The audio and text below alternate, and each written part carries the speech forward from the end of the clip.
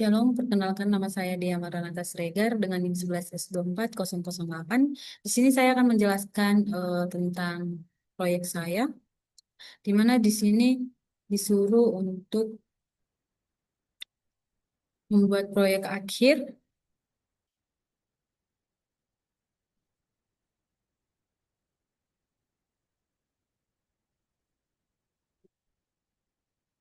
Jadi di sini saya memilih topik saya yaitu sistem reservasi lapangan. Jadi saya akan menjelaskan kode saya.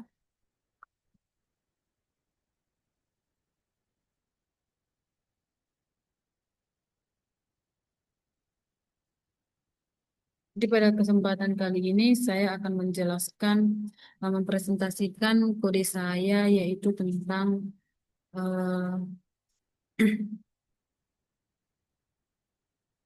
sistem reservasi lapangan. Nah, bentar.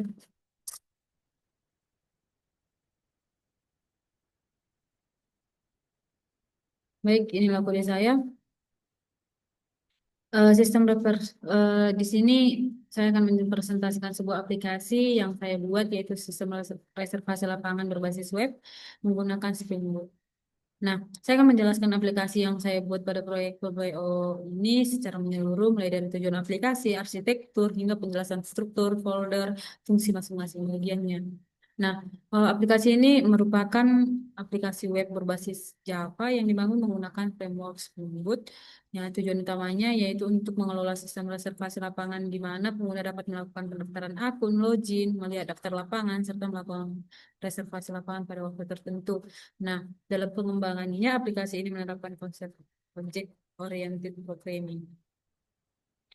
Nah, adapun latar belakang dari aplikasi ini yaitu proses pemesanan lapangan seringkali masih dilakukan secara manual ya, sehingga rawan terjadi bentrok jadwal yang sulit untuk memantau data reservasi. Oleh karena itu, saya membuat aplikasi ini supaya dapat mengelola proses reservasi secara otomatis, aman, dan terstruktur. Nah, adapun tujuan dari aplikasi ini sendiri yaitu memudahkan si user melakukan pemesanan lapangan, menyediakan sistem login dan registrasi yang aman, menghindari bentrok jadwal reservasi, serta menyimpan data reservasi secara terpusat di database. Nah, yang saya gunakan di sini adalah aplikasi saya ini saya kembangkan menggunakan beberapa teknologi yaitu Java, Spring MVC, Spring Security untuk autentensi dan otorasi, Spring Data, JPA, koneksi database-nya, H2 database sebagai database-nya, dan Team Live untuk tampilan webnya. Nah, secara apa arsitektur aplikasi ini menggunakan arsitektur MVC, model view controller, di mana model berbasis entity dan repository, view menggunakan timelapse untuk tampilan HTML, dan controller menangani request dari user dan responses ke view. Dengan arsitektur ini, kode menjadi lebih rapi dan mudah dikembangkan. Nah, secara garis besar, aplikasi ini menggunakan arsitektur MVC atau model view controller. Arsitektur ini saya pilih karena mampu memisahkan tanggung jawab setiap bagian aplikasi dengan jelas. Yang bagian view bertanggung jawab untuk tampilan antar muka pengguna, controller bertugas menerima dan mengelola permintaan dari user, service berisi logika bisnis dan repositori yang digunakan untuk mengakses database sendiri. Dengan pemisahan ini, kode menjadi lebih rapi, mudah dibaca, serta mudah dikembangkan. Nah, untuk struktur foldernya, di sini saya pakai ada controllers, ada entities. Nah, controller sendiri ini untuk menangani request, entities ini untuk mempresentasikan tabel yang apa ya? Untuk merepresentasikan tabel database-nya. Nah, ada repository. Ini repository ini dipakai untuk akses database-nya, sedangkan service itu dipakai untuk logika bisnisnya, serta configs ini dipakai untuk konfigurasi keamanannya. Nah, pembagian ini bertujuan agar kode lebih terorganisir. Nah, struktur utama dari proyek ini berada di dalam folder SRC yang terbagi menjadi assersi main dan assersi test. Nah, folder assertion main berisi kode utama aplikasi, sedangkan tes itu digunakan untuk pengujian. Nah, di dalam assertion main Java terdapat utama dia Delcom app-nya yang menjadi root dari seluruh kelas aplikasi. Nah, pack ini kemudian dibagi lagi ke dalam beberapa subpack. Nah, eh, yang sesuai fungsinya seperti config, controller, entity study, repository, receptor, DTO, utils, dan service. Nah, pada bagian config, di dalam bagian config terdapat dua kelas, yaitu data initializer dan security config. Nah, untuk data initializer ini berfungsi untuk menginisialisasi data awal ketika aplikasi pertama kali dijalankan. Di dalam kelas ini saya membuat beberapa data default seperti akun admin, akun user biasa, serta data lapangan awal. Nah, tujuan dari data initializer ini adalah agar aplikasi bisa langsung digunakan tanpa harus memasukkan data secara manual ke database setiap kali aplikasi dijalankan. Nah, ini sangat membantu, terutama eh, saat proses demo atau presentasi aplikasi ya. Nah, masih di dalam eh, page config. Nah, terdapat security config. Nah, security config ini berfungsi untuk mengatur keamanan aplikasi menggunakan Spring Security. Nah, di dalam kelas ini saya mengatur halaman mana saja yang boleh diakses tanpa login, seperti halaman login dan register, serta halaman mana yang wajib diakses oleh user yang sudah terautentikasi. Nah, selain itu, security config juga mengatur proses login, logout, serta proteksi terhadap akses ilegalnya. Dengan konfigurasi ini sendiri, aplikasi menjadi lebih aman dan data pengguna terlindungi. Selanjutnya kita masuk ke Pack Controllers. Nah, di sini terdapat beberapa controller yang masing-masing memiliki tanggung jawab tertentu. Nah, controller ini sendiri berfungsi untuk sebagai penghubung antar tampilan dan logika bisnis. Nah, out controller bertugas menangani proses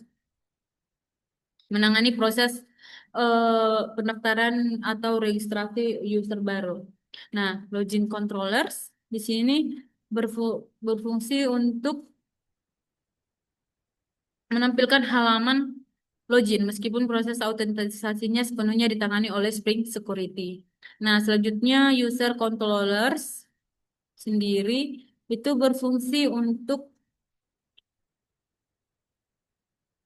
user ini sendiri berfungsi untuk me- mengelola data user, mengelola data usernya terutama untuk menampilkan daftar usernya. Nah, selanjutnya ada field controllers, controller, di mana field controller ini sendiri berfungsi untuk mengelola data lapangan seperti menampilkan daftar lapangan sehingga sedangkan reservation controller ini merupakan controller utama yang menangani proses pembuatan reservasi, penampilan daftar reservasi, detail reservasinya, serta pembatalan reservasinya. Nah, untuk menjaga agar data yang dikirim dari from tidak langsung berhubung dengan entity, saya menggunakan PEX DTO. Ini dia. Jadi di dalam PEX DTO ini ada beberapa kelas,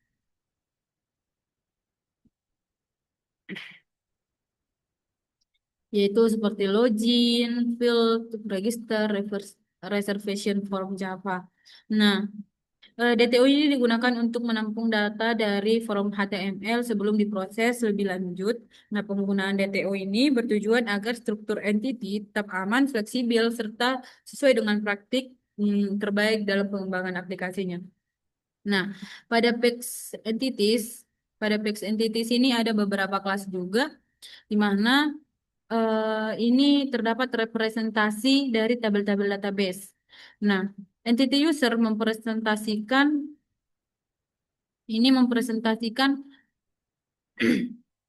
tabel user yang menyimpan data pengguna seperti username, password, nama lengkap, dan role.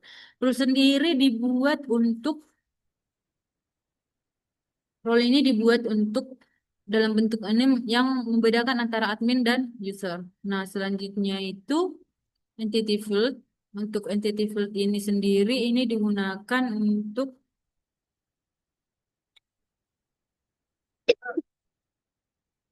entity field ini digunakan untuk menyimpan data lapangannya dan reservation Java ini digunakan untuk menyimpan data reservasi yang memiliki relasi dengan user dan field. Nah, relasi ini diatur menggunakan anotasi JPA sehingga Spring dapat secara otomatis mengelola hubungan antar tabelnya. Nah, di dalam entity user ini digunakan untuk menyimpan data pengguna lebih tepatnya. Data yang disimpan antara lain username, password, nama lengkap, role pengguna. Nah, role ini menentukan hak akses user dalam aplikasi. Nah, selanjutnya kita masuk ke repository. Nah, untuk repository ini berfungsi sebagai lapisan akses database. Repository seperti user repository, user field repository, dan reservation repository. Nah, reservation repository menggunakan Spring Data JPA sehingga saya tidak perlu menulis query SQL secara manual. Nah, repository ini menyediakan fungsi CRUD serta beberapa metode tambahan seperti pencarian user berdasarkan username. Dengan adanya repository, interaksi dengan database menjadi lebih sederhana dan efisien.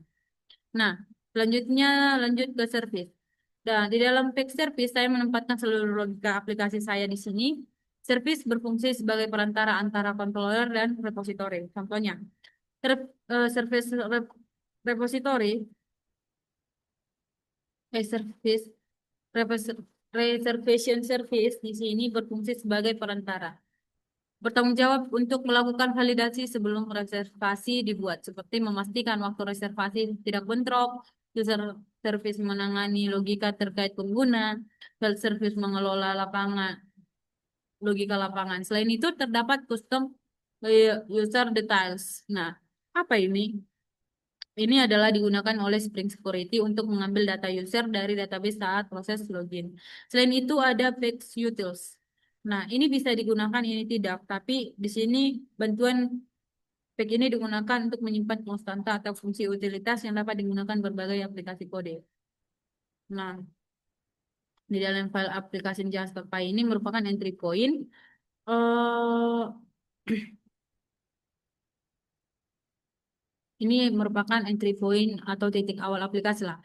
Kelas ini berisi metode main yang digunakan untuk menjalankan aplikasi Spring Boot. Ketika aplikasi dijalankan, Spring akan melakukan scanning terhadap seluruh komponen yang dan melakukan konfigurasi otomatis serta menjalankan service embedded Tomcat.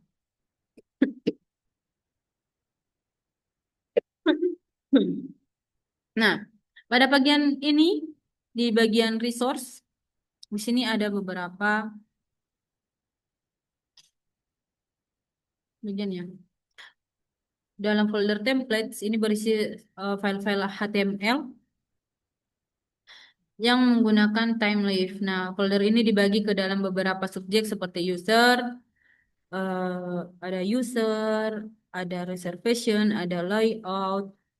Nah, file login HTML dan register HTML digunakan untuk autentasi pengguna, sedangkan file yang folder reservation digunakan untuk menampilkan daftar reservasi, form reservasi, dan detail reservasi timeless yang memungkinkan saya untuk menghubungkan data dari backend langsung ke tampilan HTML-nya. Nah, selain itu terdapat beberapa file properties ya di sini.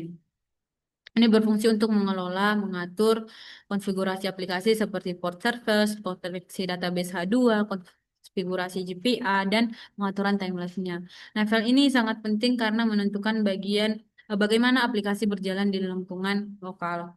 Nah, terakhir, eh, pada folder tes ini, dalam folder tes, ini berfungsi sebagai pengujian yang digunakan untuk memastikan bahwa aplikasi berjalan dengan baik.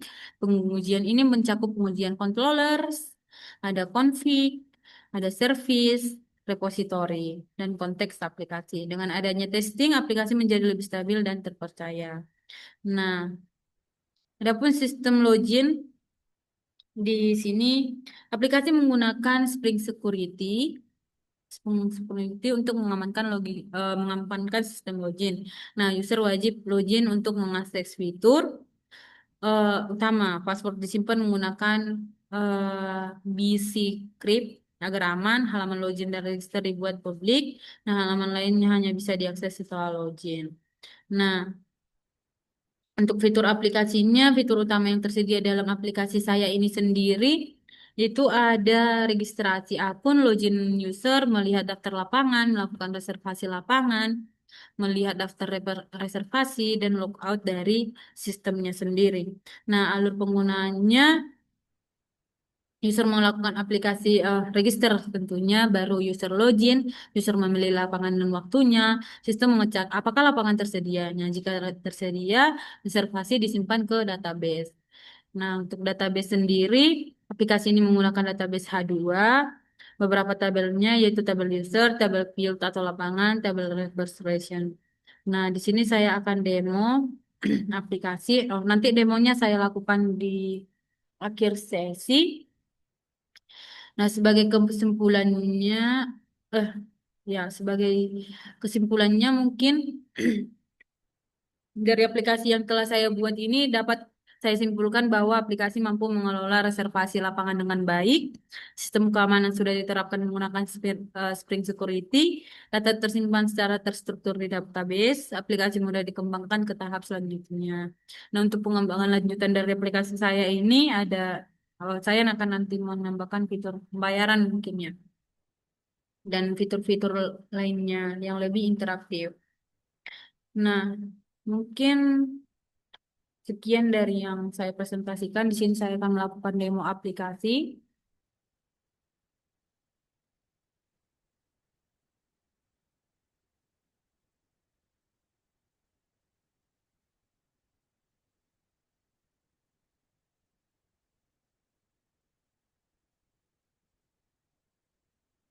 Di dalam demo ini, saya akan menampilkan login ke aplikasi bagaimana, menampilkan halaman reservasinya, menambah data reservasi, dan melihat hasil reservasinya.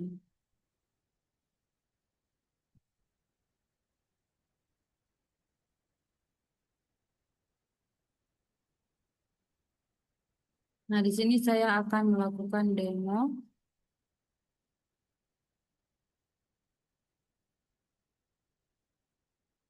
Nah, pada di sini saya memakai localhost 8080 ya.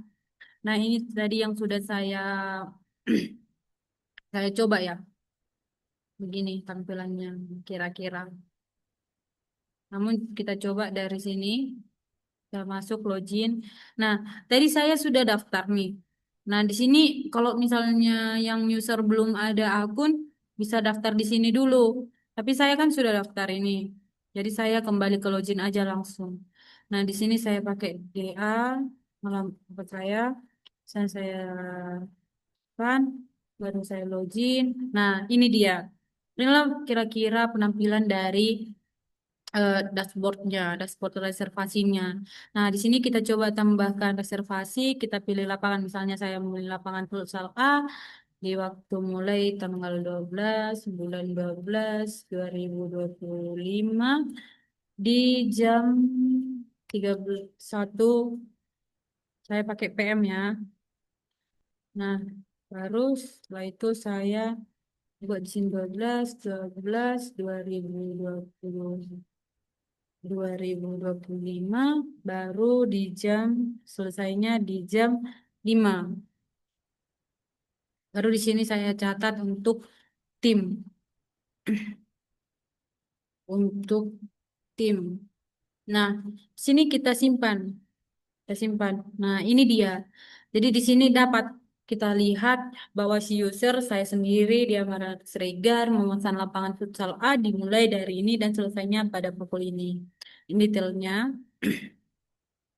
Inilah detailsnya kira-kira. Baru kalau misalnya kita membatalkan, kita bisa batalkan, baru kita tambahkan lagi. Begitulah kira-kira. Nah, untuk keluarnya kita pakai keluar. Gitu, Anda berhasil keluar. Kira-kira sekian dari presentasi saya. Jika ada kesalahan, mohon dimaafkan. Terima kasih.